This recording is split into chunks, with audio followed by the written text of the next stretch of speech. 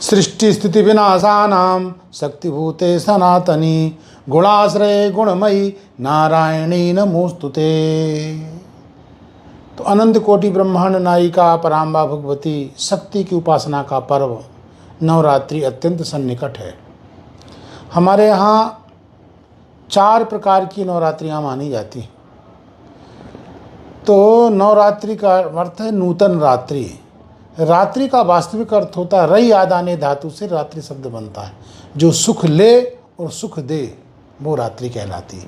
वास्तव में बात सच यही है। आप देखते हैं कि 2 प्रकार के जीव होते हैं। एक होते हैं जो रात में चलने वाले होते हैं और एक होते हैं दिन में चलने वाले। तो दिन में चलने वालों को, रात में चलने वाले, दोनों को रात्रि सुख देती है। तो जो रात में चलते हैं उनको रात्रि प्रत्यक्ष सुख देती है, और जो दिन में चलते हैं उनको निद्रा के द्वारा परोक्ष रूप में पराम्बा भगवती सुख देती है। इसलिए दिवाचर और नक्तंचर दोनों को यह रात्रि सुख देने वाली है। ये रात्रि पराम्बा भगवती देवी का ही स्वरूप है। हमारे यहाँ 4 नवरात्रियाँ मानी जाती। वैसे तो संवत्सर जो है रात्रियों का समूह माना जाता है। कहते हैं 40 रात्रियों का समूह एक संवत्सर होता है। तो उन 40 नवरात्रियों में प्रत्येक 9 नवरात्रि के बाद 10वीं रात्रि को प्रधान मान लिया जाता है।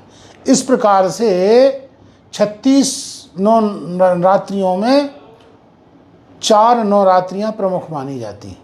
तो उन 4 प्रमुख नवरात्रियों में 2 प्रकट मानी जाती हैं और 2 गुप्त मानी जाती हैं। जो गुप्त नवरात्रियाँ होती हैं वो एक नवरात्रि पड़ती है माघ शुक्ल प्रतिपदा से 9वीं तक। तो इस नवरात्रि में इसको आप ये समझ लीजिए सारस्वत नवरात्रि भी लोग कहते हैं। इस नवरात्रि में केवल एक तिथि प्रधान होती है, जिसको बसंत पंचमी बोलते हैं। और दूसरी गुप्त नवरात्रि जो है वो आषाढ़ शुक्ल प्रतिपदा से प्रारंभ होती है और 9वीं तक जाती है। इस गुप्त नवरात्रि में भी एक तिथि प्रधान होती है, जिसको 9वीं बोलते हैं, नवमी बढ़ गया। और 2 प्रकट नवरात्रियाँ होती हैं। प्रकट नवरात्रियों में एक नवरात्रि होती है शरद ऋतु की, इसको शारदेय नवरात्रि कहा जाता है। और दूसरा नवरात्रि जो होती है बसंत ऋतु में, इसको वासंतेय नवरात्रि कहा जाता है।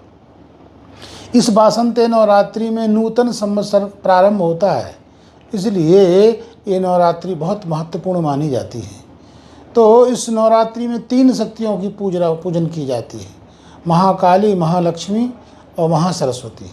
और कहते हैं कि ब्रह्मा जी ने पहले दिन चैत्र शुक्ल प्रतिपदा को संसार की रचना प्रारंभ की थी, इसलिए यह दिन प्रथम नववर्ष के रूप में हम लोग मनाते हैं। इसमें हम लोग क्रमशः महाकाली, महालक्ष्मी और महासरस्वती का पूजन करते हैं। इसमें 3 तिथियां प्रधान मानी जाती हैं। एक प्रतिपदा को प्रधान माना जाता है, दूसरा पंचमी को प्रधान माना जाता है और एक 9वीं को प्रधान माना जाता है। तो धर्मशास्त्र के अनुसार यदि विचार करें तो 3 प्रकार के व्रत होते हैं, नित्य, नैमित्तिक और काम्य व्रत होते हैं। तो ये व्रत जो है नैमित्तिक व्रत है। नैमित्तिक व्रत के संबंध में लिखा अकर्णय प्रत्यवाया, ना करने से पाप लग जाता है। इसलिए मूर्ति रहस्य में लिखा है, देवी स्वयं बोलती है कि जो मेरे नवरात्रि पर मेरी पूजन नहीं करता है, मेरी उपासना नहीं करता है, मेरा व्रत नहीं करता है, मेरी सन्निधि में नहीं रहता है, तो मैं उसके अन्य किए हुए पुण्यों को नष्ट कर देती हूँ। इससे सिद्ध होता है कि नैमित्तिक है। इसलिए प्रत्येक आस्तिक को नवरात्रि में पराम्बा भगवती की उपासना करना चाहिए। व्रत के द्वारा, पूजन के द्वारा, उपवास के द्वारा अथवा रात्रि जागरण के द्वारा जो उससे संभव है वह करना चाहिए। कम से कम पूरी नवरात्रि में उपवास न रहे तो कम से कम 3 दिन प्रतिपदा, पंचमी और अष्टमी अथवा 9वीं को उपासना के द्वारा पराम्बा भगवती को प्रसन्न करना चाहिए।